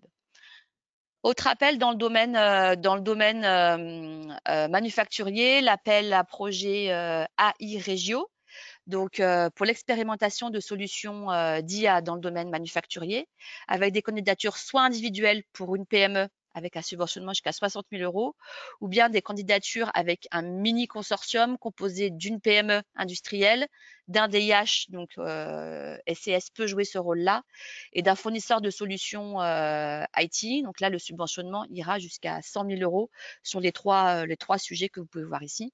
Et la deadline se situe au milieu de l'été, au 29 juillet. Ensuite, pour terminer, donc un appel cette fois-ci sur le thème du partage de données qui s'appelle I for Trust. L'objectif ici est de financer des expérimentations de services innovants basés sur le partage de données entre de multiples entreprises dans des secteurs de la smart cities, de la mobilité intelligente, de l'industrie intelligente, de l'agroalimentaire, de l'énergie, la gestion de l'eau, la santé et la logistique. Donc, les lauréats auront accès à un programme d'accompagnement et un financement jusqu'à 120 000 € par expérimentation. Et ici, ce sont des projets collaboratifs un tout petit peu plus grands, avec au moins 3 PME et un DIH, SCS étant référencé ici comme un DIH. Et pour terminer ensuite, le projet Galatea. Donc là, c'est un appel continu, si je puis dire, pour financer des services d'accompagnement non financiers dans le domaine du port intelligent, du navire intelligent, du chantier naval et de la surveillance maritime. Donc des accompagnements de type élaboration d'un business plan, expertise technologique, recherche d'opportunités de financement. Donc le domaine de l'IT est également couvert par le projet Galatea. Et là, la deadline est au 30 septembre pour cet accompagnement de 4 jours. Voilà. Donc, sur notre site web, sur le même lien dont parlait Nadira, vous trouverez également les fiches, ces fiches-là, que nous mettons à jour à peu près tous les 3 mois. Voilà pour les appels en cascade funding. Ensuite, venons-en donc au fameux programme Horizon Europe. Donc, pour rappel, le programme Horizon Europe est le 9e programme cadre de l'Union européenne pour la recherche et l'innovation, donc pour la période 2021-2027. Donc, c'est le successeur du programme Horizon 2020. Il est doté d'un budget de 95 milliards d'euros et donc se présente comme l'outil de R&D qui a pour ambition d'apporter un soutien scientifique et technique aux grandes politiques européennes. Donc le programme Horizon Europe, pour rappel, est structuré en 3 grands piliers verticaux et un pilier horizontal. On y trouve le premier pilier non thématisé comme soutien à la recherche fondamentale. Le deuxième pilier, ici au milieu, qui est dédié à 6 grands défis sociétaux que l'on appelle des clusters dans le programme Horizon Europe, donc avec des programmes thématiques. Et donc en particulier, on trouve le programme sécurité civile pour la société qui inclut la cybersécurité, un thème et un cluster spécifique sur le numérique qui englobe également l'industrie et l'espace. Mais on peut trouver également des appels thématiques avec des composantes numériques dans chacun des autres piliers: santé, culture, créativité et société, climat, énergie, mobilité et alimentation, bioéconomie, ressources naturelles, agriculture et environnement. Et ensuite, un 3e pilier qui vise à accompagner des démarches de recherche plus proches de l'innovation et donc plus proches du marché. Et c'est ici qu'on y retrouve l'EIC, donc le Conseil européen de l'innovation. Donc la plupart de ces projets-là, sauf exception, sont des projets collaboratifs, transdisciplinaires, transsectoriels et transnationaux, qui durent en général de 3 à 4 ans, avec un minimum de budget qui est souvent de l'ordre de 2 millions d'euros, mais en général de l'ordre de 4 à 5 millions d'euros, donc avec déjà une taille et une ambition assez importante. Vous retrouvez ici un schéma qui a été publié par le MISRI, le ministère de l'Enseignement supérieur et de la Recherche, qui est assez parlant sur le cycle de vie d'un projet Horizon Europe, donc de la phase de publication jusqu'à la phase de diffusion des résultats. Les publications de l'appel durent en général au moins 3 mois via le portail de la Commission européenne. Vient ensuite toute la partie de montage du projet, de préparation de votre consortium. Et cela inclut également des éléments non seulement techniques, mais également d'analyse financière de la capacité financière des participants. Une fois que l'appel a été éclos et que votre dossier a été déposé, la commission met en place toute une procédure d'évaluation qui dure en général de l'ordre de 5 mois. Donc, c'est un processus d'évaluation par les pairs, c'est-à-dire par un comité d'experts indépendants, selon des critères principaux qui sont souvent les mêmes en termes d'excellence, d'impact et de qualité de la mise en œuvre. Si vous faites partie des heureux lauréats à la fin de cette période de 5 mois d'évaluation, vient la période de préparation du contrat pour les projets sélectionnés, une préparation qui dure de l'ordre de 3 mois. Donc là, en général, 8 mois après l'ouverture de l'appel, vient ensuite la phase de mise en œuvre du projet et du financement par la Commission européenne. Les projets durent en général 2, 3, 4 ans, voilà, suivant le cahier des charges de l'Europe. Et une fois que votre activité a été menée dans le projet financé, vient la partie de diffusion et de valorisation des résultats. Donc là, on est sur une chaîne qui peut durer facilement jusqu'à 5 ans selon les ambitions des projets. Donc, quelques points sur les dossiers de financement et sur les critères d'éligibilité. Donc, on trouve 3 grands types d'instruments. Le premier, ce sont les appels RIA, les actions de recherche et d'innovation. Donc, qui sont des actions de recherche en général assez amont, avec des TRL en fin de projet qui seront de l'ordre de 4 à 5, pas plus. Avec de la R&D plutôt fondamentale, également des actions de développement, d'intégration, d'essais de validation à petite échelle. Et donc, le financement est à 100% d'éco-éligible pour tout type d'entité partenaire. Ensuite, les projets dits d'IA, les actions d'innovation avec un TRL en fin de projet un peu plus élevé, TRL de l'ordre de 6 à 8 en fin de projet. Donc, des phases un peu plus aval dans le développement en termes de prototypage, de démonstration, de validation d'un produit à plus grande échelle. Et donc, le financement est à 70% en subvention d'éco-éligible pour les entreprises à but lucratif et 100% pour les autres types d'entités. Et après, on trouve les actions dites CSA, les actions de soutien et de coordination. Ce sont des actions d'accompagnement qui visent en général à structurer une communauté ou éventuellement à préparer la mise en place d'un appel à projet qui suivra dans les années prochaines. Et donc, ce sont souvent des actions complémentaires stratégiques en termes de sensibilisation, de mise en réseau, de formation, etc. Et donc là, on est sur un taux de financement à 100% en subvention, quel que soit le type d'entité. En général, les coûts indirects sont forfaitaires et calculés comme 25% des coûts indirects, ce qui est un taux assez élevé.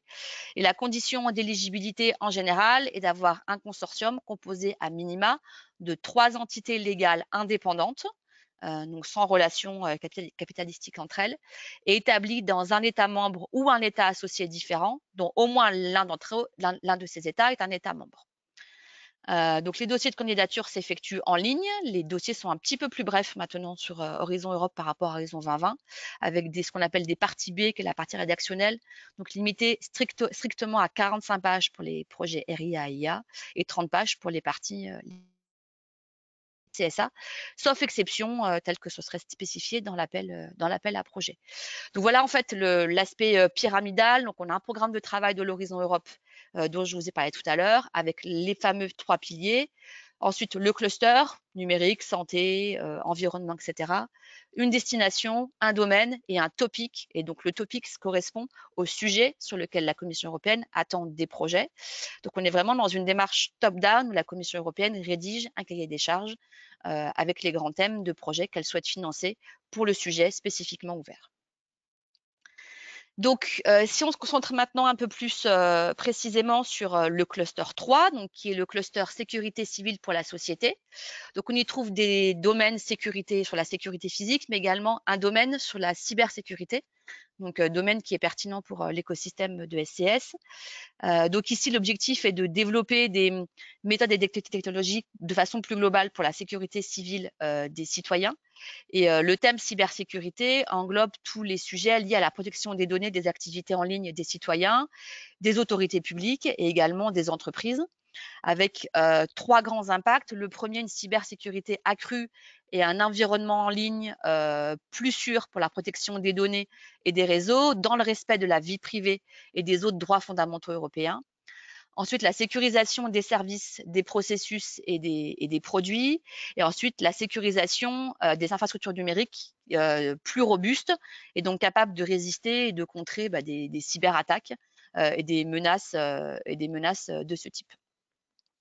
Donc, sur le thème 4, Increase Cybersecurity, on trouve 5 grands thèmes, dont 4 sont actuellement ouverts pour des appels à projets. Donc, je vous ai mis en lien ici le guide des appels 2022 du cluster 3, qui ont été publiés par le PCN Sécurité. Donc, le PCN, c'est le point de contact national. Donc, ce sont des personnes du MESRI, du ministère de l'Enseignement supérieur et de la Recherche qui sont dédiés à communiquer les éléments sur le programme Horizon Europe au sein des écosystèmes nationaux. Donc, j'invite vraiment à consulter ce guide qui est fait en français et qui est très exhaustif sur ces appels-là. Et petite parenthèse également, le PCN Sécurité a lancé très récemment une petite enquête sur les appels 2021. Donc, si vous faites partie des entités qui ont candidaté aux appels sécurité pour le cluster, pour les appels 2021, donc n'hésitez pas à remplir cette petite enquête qui sera utile au PCN afin de pouvoir établir, voir quelles sont les améliorations qui peuvent être mises en place ensuite en 2023. Donc, comme je vous l'ai dit, 4 appels sont actuellement ouverts sur le thème cybersécurité, donc avec des deadlines tous au 16 novembre, ce qui laisse un petit peu de temps pour monter vos projets, mais cela se fait dès maintenant. Donc, le premier, donc je vais pas vous passer en détail hein, les sujets, mais quand vous cliquerez sur les liens là, ça vous emmènera directement sur la description détaillée du topic. Vous avez ici le budget total, l'enveloppe globale que la Commission européenne souhaite dédier à cet appel-là. Entre parenthèses, le nombre de projets que la Commission européenne entend financer et donc le nombre de budgets par appel à projet. Donc là, pour le premier sujet, il y a une enveloppe globale de 21 millions d'euros pour le financement de 4 projets qui auront chacun de 4 à 6 millions d'euros. Donc, le premier sujet porte sur les infrastructures digitales et les systèmes interconnectés, en particulier la disponibilité des infrastructures IT, le contrôle de leur performance et de leur fiabilité à tout moment afin de pouvoir répondre aux besoins critiques liés à la sécurité. Donc là, on est des sujets IA, donc d'innovation déjà plus proche du marché. Le deuxième sujet est un projet type RIA, donc de recherche plus fondamentale. Donc environ 5 projets seront financés sur la thématique de la sécurité logicielle, donc ce qu'on appelle le security by design, également la sécurité matérielle et la logistique, afin de pouvoir définir des méthodes et tester la sécurité des systèmes logiciels, logistiques et matériels sur l'ensemble de la chaîne. Ensuite, le troisième sujet est un sujet IA, innovation, donc 11 millions d'euros de projets financés sur le thème de la cryptographie, des ordinateurs quantiques et la cybersécurité post-quantique. Et ensuite, le quatrième sujet qui porte sur la cybersécurité et la certification. Donc 4 projets financés pour un budget total de 18 millions d'euros. Donc, je vous indique que le PCN Sécurité a également lancé récemment un webinaire très instructif dont le replay est disponible en ligne. Vous trouverez le lien ici même. Ensuite, dans le pilier 4, on trouve les appels à projets du domaine du numérique. Donc, de la même façon, ici, l'objectif est de pouvoir développer des solutions numériques qui répondent à 2 grands thèmes, donc la transition verte et la transition numérique des industries. Donc, l'appel à projet a été publié déjà de façon assez riche en début 2022. Il y a déjà une deadline au mois d'avril.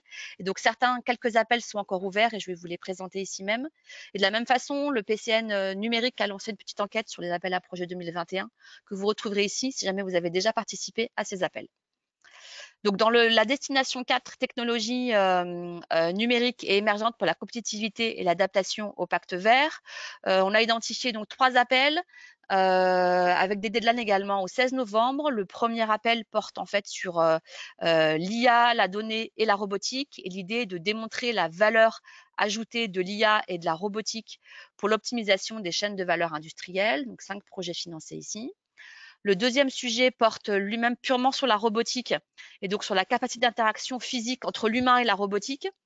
Donc, on est sur un projet RIA très amont. Le troisième sujet ensuite porte sur toujours sur la robotique et les interactions qu'il peut y avoir entre des robots et des humains, en particulier dans des milieux particuliers pour des travails redondants ou des tâches complexes. Et donc là, on est sur des démonstrateurs, des projets IA financés jusqu'à hauteur de 6 millions d'euros pour 6 projets. Ensuite, dans la destination 6, développement éthique basé sur l'homme et les technologies numériques et industrielles innovantes, on trouve 2 appels à projets liés au domaine de l'IA. Le premier porte sur les interactions entre l'humain et les systèmes à base d'IA en termes de perception, de visualisation et de collaboration. en particulier dans les systèmes d'aide à la décision, donc avec une date limite au 16 novembre, 4 projets financés à hauteur de 4 millions. Et ensuite, un appel à projet pour le développement, ce qu'ils appellent de centres d'excellence dans le domaine de l'IA, afin de développer des mécanismes qui permettent de renforcer ces réseaux d'excellence. Donc, 3 projets seront financés à hauteur de 11,5 millions chacun. Voilà rapidement pour les appels du cluster numérique. Il y a également les clusters santé, culture et créativité, climat, énergie, mobilité et alimentation, qui eux ont des thématiques également digitales. Je vous ai identifié ici quelques appels à projets dans le domaine du transport et de la logistique, qui peuvent être particulièrement pertinents pour ceux qui sont familiers avec ces secteurs-là. Et un webinaire a eu lieu récemment par les PCN, donc je vous invite à le consulter si ces thèmes vous parlent et vous intéressent. Venons-en maintenant rapidement au Conseil européen de l'innovation, donc qui est une nouveauté majeure dans le cadre du programme Horizon Europe. Donc, ce Conseil européen de l'innovation a pour objectif d'accroître la capacité d'innovation et de prise de risque des acteurs européens pour renforcer la compétitivité des entreprises. Donc, c'est réellement l'objectif ici est réellement de soutenir des projets à fort potentiel d'innovation, à haut risque en termes financiers et en termes technologiques, et donc des projets qui permettent de développer des innovations radicalement différentes en termes de produits, de services ou de business model.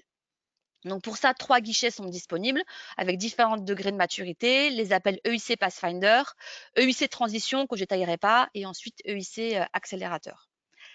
L'appel EIC Pathfinder est actuellement ouvert. Donc, l'idée ici est de financer les premières étapes d'un projet collaboratif de recherche qui est très risqué avec un haut potentiel d'innovation de rupture.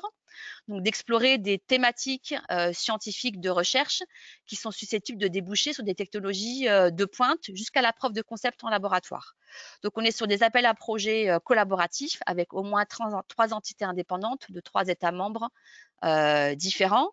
Les appels open sont actuellement clos et donc il reste l'appel à projet challenge sur les 6 thèmes que vous voyez ici, qui sont ouverts jusqu'au 19 octobre. Donc on est sur la subvention à 100% avec des budgets qui vont jusqu'à l'ordre de 3 millions d'euros. Ensuite, viennent les fameux appels à projets EIC Accélérateur, donc qui se situent entre les derniers stades de la recherche et le déploiement sur le marché. Donc, l'objectif ici est de soutenir les PME et les startups les plus prometteuses. On est sur des appels à projets très sélectifs. Donc, pour le déploiement d'innovations de rupture radicales sur le marché, jusqu'à ce qu'elles atteignent une phase de développement suffisamment attractive pour les investisseurs privés.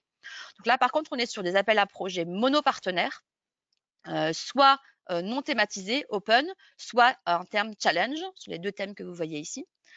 Donc, le financement peut être de 2 types, soit des subventions seules jusqu'à 2 millions d'euros, donc pour des TRL jusqu'à niveau 8, donc financé à 70%, sachant qu'ici, vous devrez démontrer comment est-ce que vous déployez les dernières étapes de l'échelle des TRL, ou bien des financements dits mixtes avec une composante de subvention et une composante d'intervention en capital par l'EIC lui-même au sein de l'entreprise. Et l'idée ensuite est que l'EIC prenne une prise de participation au capital de l'entreprise en étant un investisseur silencieux sur une durée relativement longue jusqu'à éventuellement 7 ans.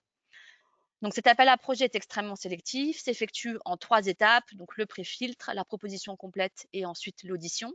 Étant donné la grande popularité de ces appels à projets, à noter que vous ne pouvez vous pouvez avoir qu'une seule seconde chance. Voilà, si jamais vous échouez une seconde fois, vous avez une période de gel au cours duquel vous ne pouvez plus candidater pendant 1 an.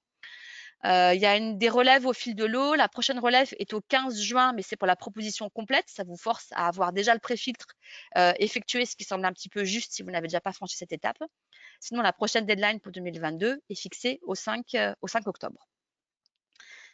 Ensuite, dernier appel de l'EIC, qui est un appel assez intéressant cette fois-ci, puisqu'il prend la forme d'un prix et réservé, donc cette fois-ci aux femmes. L'idée donc du prix pour les femmes Women Innovators est donc de mettre à l'honneur les femmes entrepreneurs qui sont à l'origine d'innovation qui changent radicalement la donne. Et donc, l'idée de mettre en avant ce type de femmes innovatrices, c'est également de créer des modèles pour d'autres femmes ou d'autres jeunes filles qui souhaiteraient se lancer dans ce type d'innovation. Donc, c'est un prix, donc ce n'est pas soumis au fait de mener un projet, hein, c'est vraiment un prix. Donc, c'est décerné à des femmes qui ont eu un impact important sur leurs écosystèmes d'innovation en transformant des idées et en des produits et des services radicalement innovants au bénéfice de la société et au bénéfice de la planète. Donc, il y a deux catégories, la catégorie Women Innovators avec 3 prix de 100 000 € chacune et le prix Rising Innovators spécifiquement pour les jeunes femmes de moins de 35 ans. Donc, c'est un dossier de candidature assez bref, de moins de 10 pages, avec une petite vidéo à déposer avant le 18 août sur le portail de la Commission européenne. Donc, voilà, si certaines nous écoutent, je vous encourage vraiment à y participer. Ensuite, rapidement, on peut mentionner les appels à projets Eureka Eurostar, donc qui a pour objectif de soutenir les PME innovantes impliquées dans des projets collaboratifs. Donc là, à l'inverse, on est sur une approche bottom-up, donc c'est-à-dire avec des sujets très ouverts. L'appel à projet est collaboratif avec au moins 2 partenaires minimum de 2 pays européens impliqués dans Eurostar. Et le porteur doit être une PME. On est sur des financements en fait qui s'effectuent par chaque guichet national. Donc, les Français sont financés par BPI France et chaque partenaire des pays étrangers sont financés par leur guichet national respectif. Donc, on retombe en fait sur les modalités de financement que Gérard a pu vous expliquer un petit peu précédemment en termes de taux de financement et en termes de subventionnement. Un appel va ouvrir très prochainement avec une deadline fixée au 15 septembre. Ensuite, autre appel également mené par BPI France très rapidement, c'est un appel qui porte sur la 5G industrielle. Donc, c'est un appel franco-allemand pour la 5G industrielle et pour les réseaux privés 5G. Donc, l'objectif ici est d'inciter les industriels français et allemands à déployer des cas d'usage de réseaux privés 5G et donc d'adopter cette technologie-là au sein de leur site industriel et donc d'encourager le développement de solutions 5G françaises et allemandes dans le domaine manufacturier. Donc, ce sont des appels à projets en consortium avec un chef de file qui draine derrière donc des partenaires industriels et des partenaires de recherche allemands et français. Et il est important d'inclure dans ces consortiums des acteurs des domaines des télécoms et également des partenaires technologiques pour le déploiement de ces cas d'usage. Donc, les taux de financement, on retombe sur les taux de financement habituels de BPI et l'appel à projet donc, est ouvert jusqu'au 15 juin. Donc, les Français sont financés par BPI France et les partenaires allemands sont financés par l'homologue de BPI France en Allemagne. Voilà. Pour terminer rapidement, donc pour vos recherches de partenaires, que ce soit pour les appels de Cascade Funding, pour les appels Horizon Europe, je voulais vous mentionner donc une initiative qui est menée dans le cadre de l'événement assez connu, le Hannover Messe, donc le grand salon allemand sur le domaine de l'industrie. Donc, il y a un événement annuel de matchmaking qui va avoir lieu de façon hybride et notamment en ligne si vous ne vous rendez pas directement à Hanovre. Les inscriptions sont gratuites et c'est particulièrement intéressant pour rechercher des partenaires de projet, voire même des partenaires industriels au niveau européen. Les inscriptions en ligne se font jusqu'au 24 mai et l'événement en ligne aura lieu entre le 30 mai et le 2 juin pour des échanges et des réunions de B2B en ligne via cette plateforme-là que vous pourrez retrouver dans les slides pour vous inscrire directement. De façon plus générale, SCS, nous vous accompagnons pour le montage de ces projets-là. Donc, tout d'abord pour la recherche de partenaires. Nous sommes nous-mêmes en réseau de façon permanente avec toutes ces entités qui sont donc des clusters, donc des pôles homologues, soit sur des thématiques marché, des thématiques technologiques. Donc, nous sommes en mesure d'activer ce réseau de partenaires si vous avez des recherches de partenaires de projets spécifiques. Nous sommes également partenaires de l'Alliance Silicon Europe dans le domaine de l'électronique et du digital et partenaire du réseau Ensure collaboratif dans le domaine de la sécurité et de la sûreté, dont la cybersécurité. Donc, c'est un point important. N'hésitez pas à revenir vers nous si vous avez ce type de requête. Et donc, nous avons, je vous rappelle, une offre d'accompagnement permanente avec le cabinet Inextinso. Cette fois-ci, pour avoir vraiment un accompagnement de bout en bout, de la qualification, l'orientation, l'accompagnement à la recherche de partenaires et la préparation du concept de votre projet, à l'accompagnement à la rédaction, à la fois rédaction technique et rédaction des éléments financiers, et un accompagnement pour la soumission. Donc voilà, il y a une offre tarifaire très avantageuse qui existe avec Inextinso et le pôle SCS. Vous pouvez revenir vers moi si cela vous concerne. Pour terminer, voilà, je souhaite également vous parler d'une nouvelle opportunité au sein duquel le pôle SCS, au sein de laquelle le pôle SCS est actuellement partenaire. Donc c'est le dispositif Cluster Exchange. Qui est donc une offre d'accompagnement afin de pouvoir vous offrir des opportunités de financement dans le cadre de missions internationales. Donc, c'est un dispositif européen au sein duquel SCS est partenaire dans le cadre du projet Excite et donc qui s'adresse essentiellement à des entreprises ou des organismes type académique, laboratoire ou bien des organismes de soutien de développement des PME type incubateur, accélérateur, etc. Quand je dis entreprise, j'entends uniquement des PME, hein. Ce n'est pas applicable pour les grands groupes, mais qui sont rattachés à un pôle comme le pôle SCS. Donc, si vous souhaitez organiser des missions dans des pays étrangers, à la fois pour visiter un pays et développer votre business localement, pour rencontrer des partenaires de projets, pour participer à des conférences localement, à des salons, etc. Nous pouvons financer une partie de vos déplacements par ce qu'on appelle un forfait voyage, donc qui va de 530 à 1100 € en fonction du pays d'accueil. Donc l'idée ici est de vous identifier comme visiteur dans le cadre de ces missions-là pour une durée minimale de 3 jours. Donc l'idée est de monter en fait un programme de visite qui peut être monté par le pôle SCS avec un pôle partenaire à l'étranger. Donc pour des missions de 3 à 5 jours, c'est là 50% d'un forfait voyage qui est disponible, et pour des missions de 5 jours ou plus, c'est 100% du forfait voyage. Donc, on peut être soit visiteur, donc dans le cas-là, c'est une entreprise ou une entité qui est ralliée au pôle SCS qui va visiter une autre entité à l'étranger. Soit également, vous pouvez également être host, et dans ce cas-là, ce sont ces types d'entités, PME, académiques ou organismes de soutien qui viennent vous rendre visite, et ce sont les frais de voyage des entités visiteurs qui sont éligibles à ces financements. Donc, le pôle SCS est partenaire de cette initiative-là. Donc, nous pouvons vous accompagner pour le montage du programme en tant que visiteur ou en tant que host, également pour aider des prospects et des partenaires. Et donc, nous nous chargeons du montage du dossier et des contraintes administratives qui correspondantes. À titre d'exemple, une première mission aura lieu là, du 7 au 9 juin à Sofia avec un F en Bulgarie.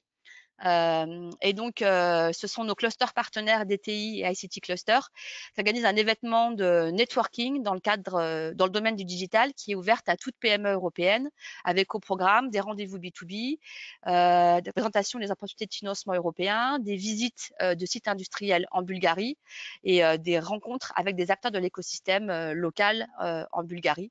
Donc, vous pouvez participer à cet événement, donc en présentiel en Bulgarie, sur la totalité du programme, et à ce moment-là, vous pourrez être éligible au financement des dépenses de voyage dont je vous ai parlé précédemment.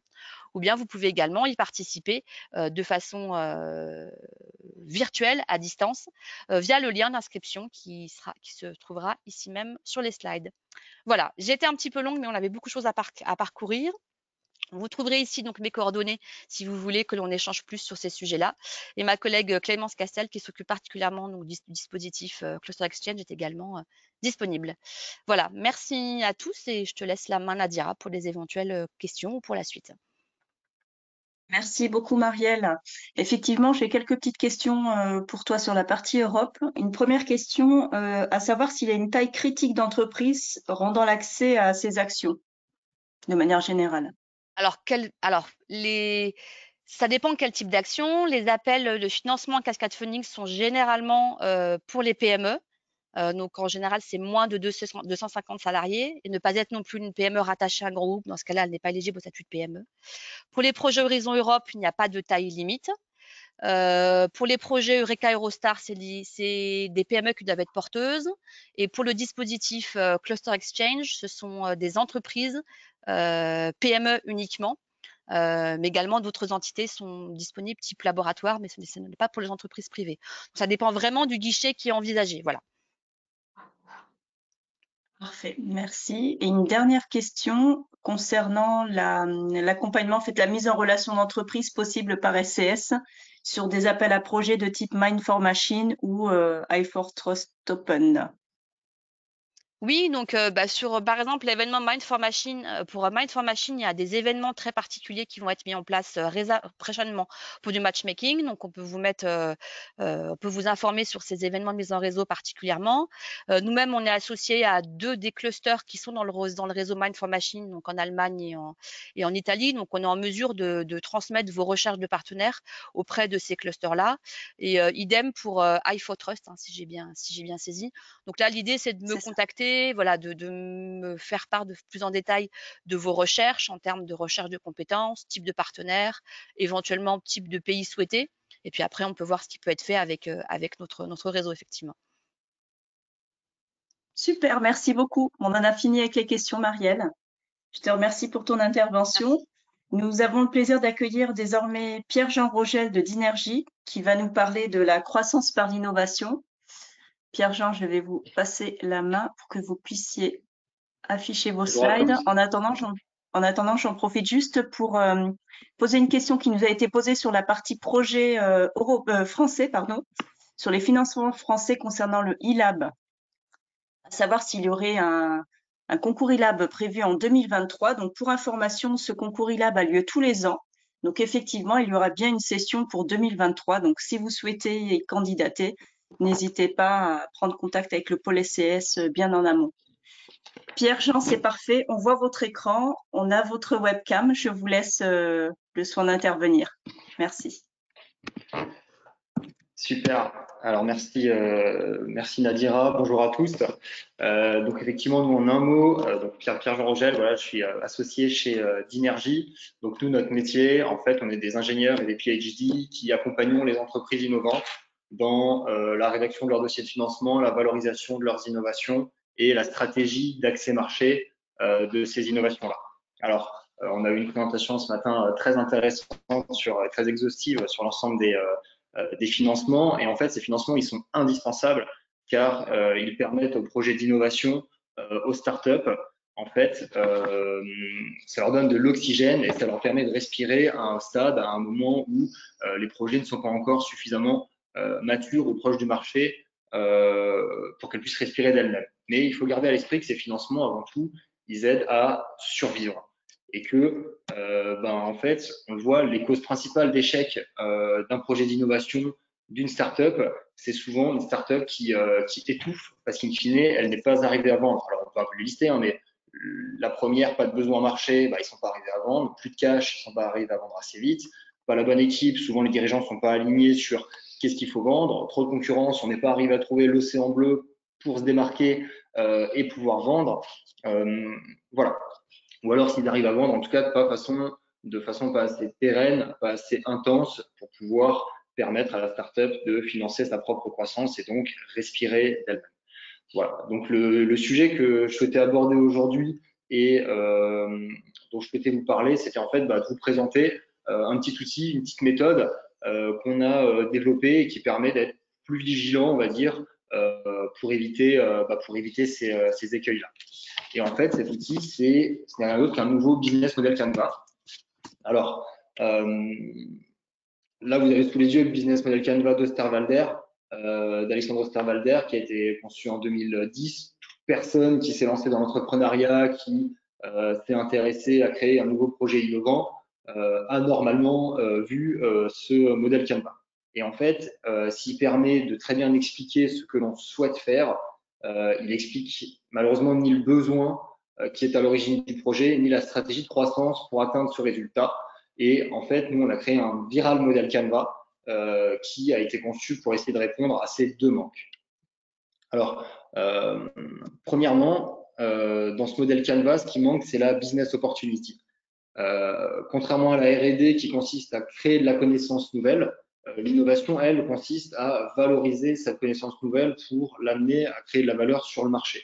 Et en fait, la raison d'être de tout projet d'innovation réside avant tout dans l'opportunité que vous avez repérée, un manque, un problème qui est désormais, grâce à vous, solutionnable.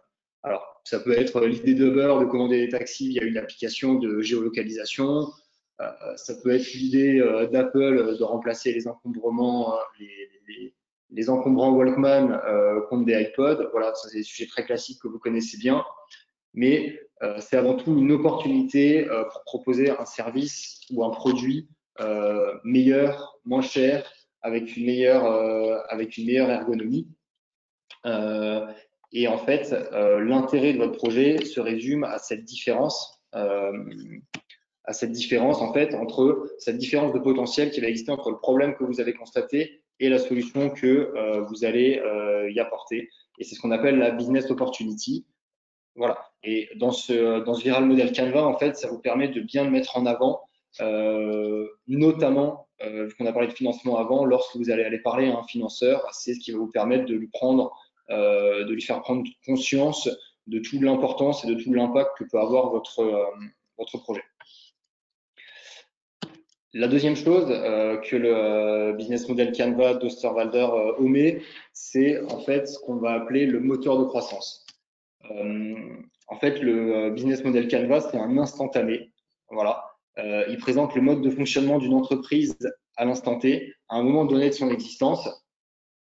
Et dans le cas d'une startup, en fait, il dépeint le fonctionnement futur de l'entreprise, mais pas la façon de l'entreprise d'atteindre cet état, qui au final constitue l'activité principale de la startup. C'est Eric Rice qui dit ça, le personne qui a écrit le Lean Startup, qui en fait la croissance constitue l'activité principale d'une startup. Et de ce simple fait, le business model Canva est très adapté aux entreprises existantes, mais ne répond ni aux besoins de réflexion ni aux besoins de communication des startups auprès des investisseurs ou auprès des financeurs, quand on sait à quel point il est important d'insister sur le potentiel d'impact d'une innovation dans un dossier de financement.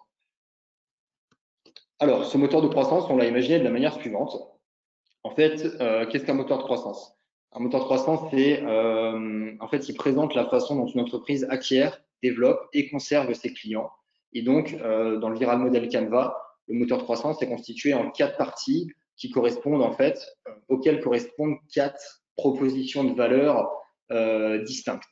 Alors, premièrement, voilà, première étape, on a l'acquisition. Donc, c'est en fait comment je vais acquérir mes premiers clients, via quel canal, par quel message. C'est votre offre de valeur pour convaincre les prospects de devenir clients.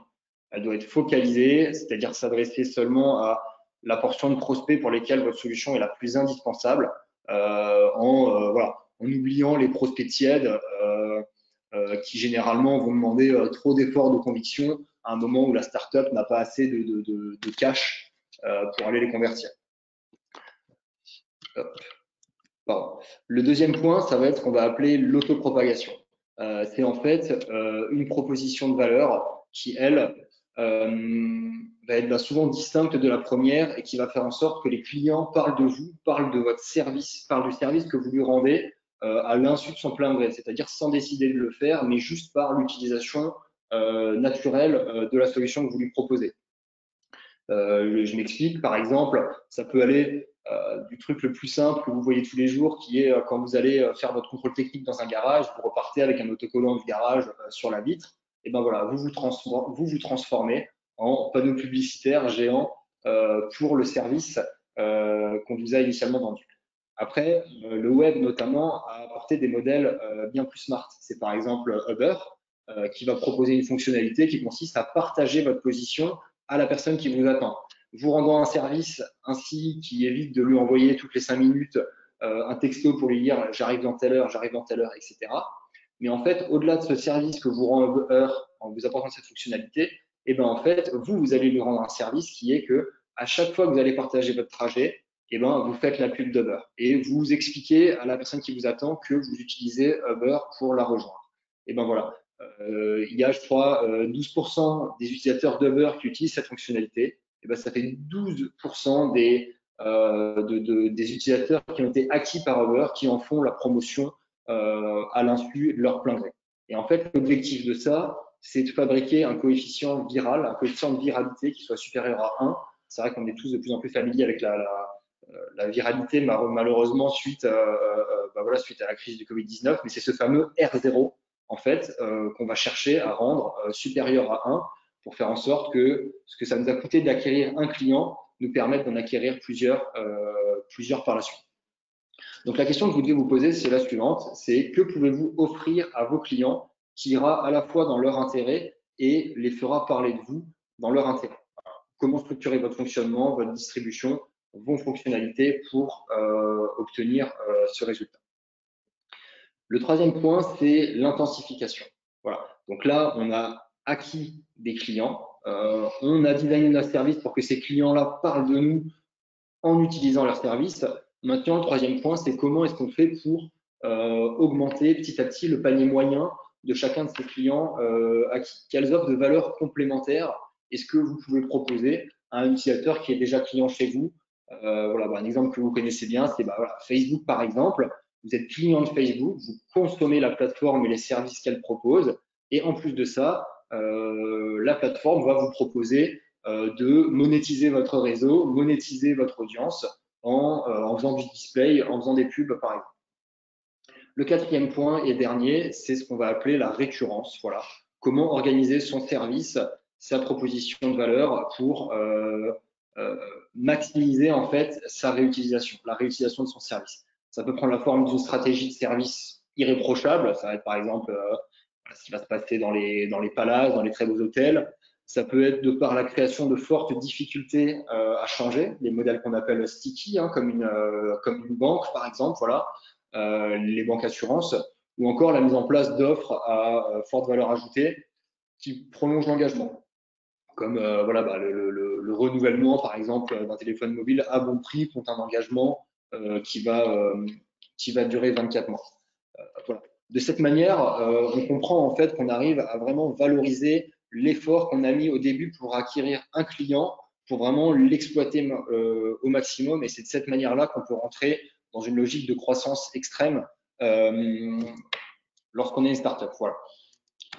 Donc en fait, en structurant vos offres de valeur, en structurant votre fonctionnement, votre organisation et votre stratégie selon ces 4 approches, vous construirez un moteur de croissance qui vous permettra d'être solide et rentable et qui permettra en fait que vos premiers clients viendront sans effort, ils parleront de votre service ou de produits à d'autres clients, vous augmenterez ainsi votre marge en exploitant mieux les clients existants et vous perdrez très peu de clients.